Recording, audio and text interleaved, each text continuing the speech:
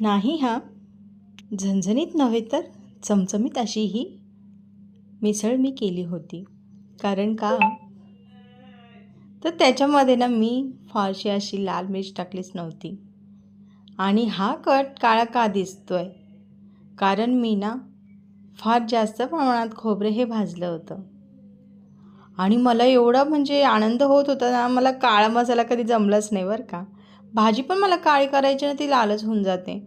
तर छानसं असं खोबरं आणि ते वाटलं ना मी नुसतं खोबरं, तर असं तो काळं-काळं असतं ना, तर तसं वाटत होतं. म्हणजे अर्थात काळा मसालाच तयार झाला होता. तर इथे छानपैकी अशी ही मिसळ करून घेतली होती. पाव पण भाजत ठेवले होते. कांदा चॉप झाला होता, कोथिंबीर देखील, लेमन देखील आणि हे फरसाणचं पॅकेट आणलेलं होतं आम्ही मॉलमधनं. तर स्पेशली हे मिसळचं फरसाण आहे. त्यामुळे चव नाही अप्रतिम लागते. जरी तुम्ही नुसता जरी खात असाल ना, तर भारीच लागतो. आपला जो नॉर्मल जो फरसाण असतो ना, तर त्याच्या कंपॅरिझनमध्ये this is best option. So या मस्तपैकी अशी चमचमीत मिसळ खाण्यासाठी. सो ही गार्निशिंग तयार होत होती माझ्या हजबंडला देण्यासाठी. सो ओव्हरऑल ताट हे अशापैकी रेडी होतं.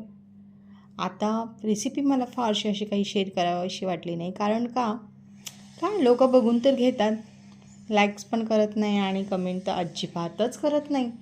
सबस्क्राईब एखाद दोन वाढले तर वाढले असतो, पण मला तर काय माझं तर चॅनल चालवायचं आहे. सो मला काही ना काही तर द्यावंच लागेल कंटेंट याच्यासाठी. Anyway, like share subscribe.